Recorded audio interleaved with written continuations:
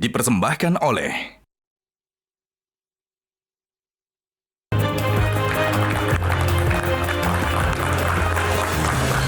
Baik, kembali lagi di kontroversi pemirsa. Mas Adi, adakah yang kebetulan hari ini karena beberapa hari Sirekap itu tidak bisa dibuka, kemudian sekali dibuka, wow, meledak suara PSI. Adakah yang kebetulan hari ini?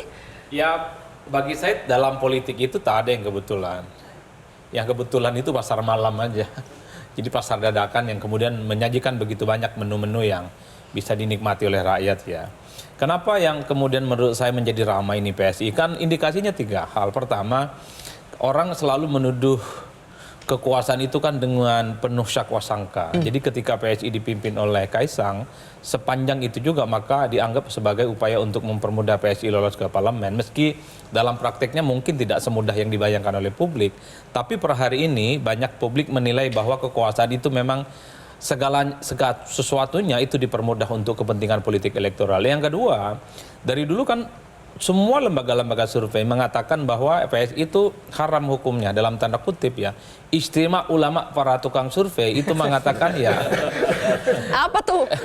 Jadi kesepakatan survei baik quick count ataupun survei, PSI itu agak sulit sebenarnya untuk lolos ke parlemen. Even misalnya ada tambahan suara dari margin of error, PSI belum sampai 4%. Jadi Pas ketika ini dengan cuitan Burhan sekalian kita tampilkan ya, karena menurut margin of error pun kata Burhan itu kalau ditambahkan itu tidak mencapai 4% juga. Jadi mission impossible sebenarnya PSI untuk lolos Senayan secara teori. Betul, Mas Adi. itu yang kemudian membuat ramai. Tapi begini Zilvia, bahwa kalau kita membaca PSI hari ini itu 3, sekian persen, bagi saya masih rasional. Rasional dalam arti kan hasil exit poll ataupun quick count PSI itu kan di kisaran angka sekitar 2,8%, ditambah margin of error 1%, PSI potensial 38%.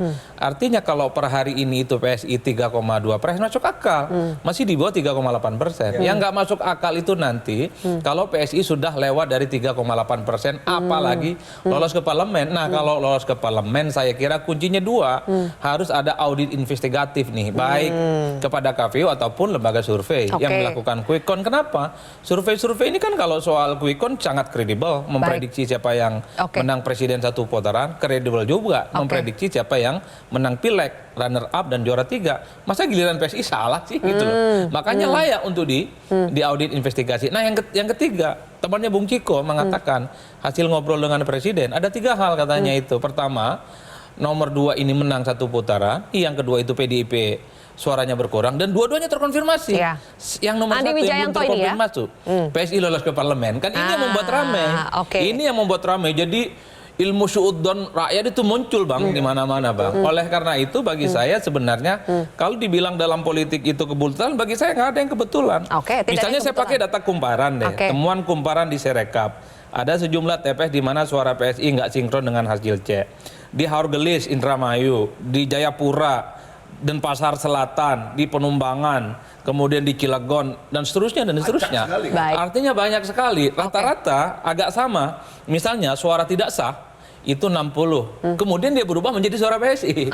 Nah ini hampir sama modelnya. Memang jadi, ada case-case seperti itu di lapangan Mas Adi. Tapi saya lempar dulu ya ke Bang Erwin. Tapi apakah itu menjadi layak, menjadi basis untuk kita suuzon bahwa ini adalah operasi dari Presiden Jokowi? Apalagi ditambah ada testimoni dari Andi Wijayanto. Lagi-lagi Pak Jokowi yang disalahin, Bang Erwin.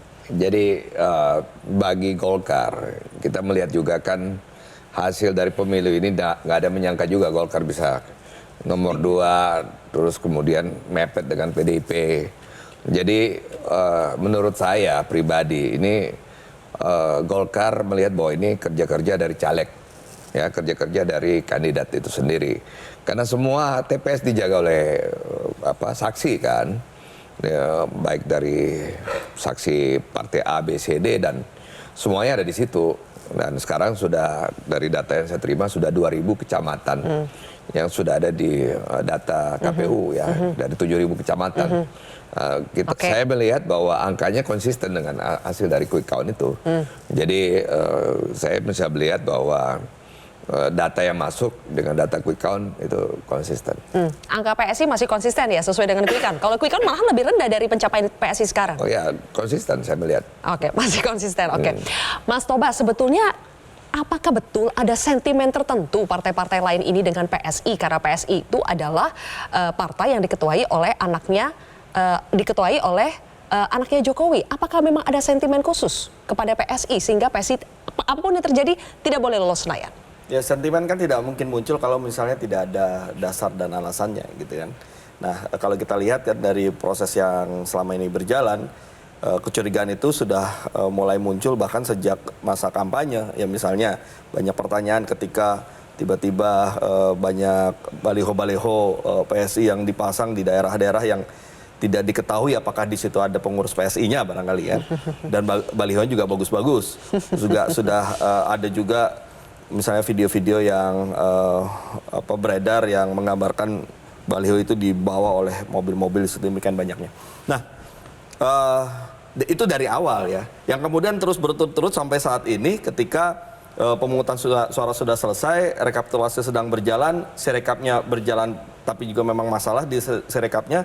Nah, itu kan ada rentetan peristiwa yang membuat orang akhirnya menaruh curiga. Jadi bukan sekedar bahwa karena ketua umumnya adalah anak presiden saja, tapi hal ini diikuti juga dengan catatan peristiwa yang ada di dalam memori masyarakat yang melihat loh, ini kok ada keanehan juga ya yang terjadi selama ini. Itu yang pertama. Yang kedua, tadi kan Mas Ade juga mengakui bahwa terjadi kenaikan ya, kenaikan untuk suara PSI ya.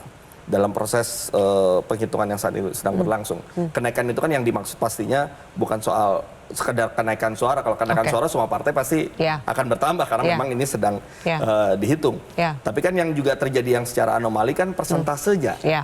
Dan itu diakui memang terjadi. Nah, anomali ini kan juga akhirnya yang namanya anomali tentu semua orang akan menaruh curiga di situ. Gitu ya. Tapi apakah anomali ini sampai harus dibawa menjadi salah satu pembahasan di hak angket seperti kata P3 tadi. Apakah ini memang harus diusulkan untuk menjadi salah satu pembahasan di hak angket soal anomali suara PSI? Di sini Bang Ade sudah iya monggo silakan begitu ya. Kenapa itu? Nanti kita akan bahas pemirsa, usai jeda tetaplah di Kontroversi.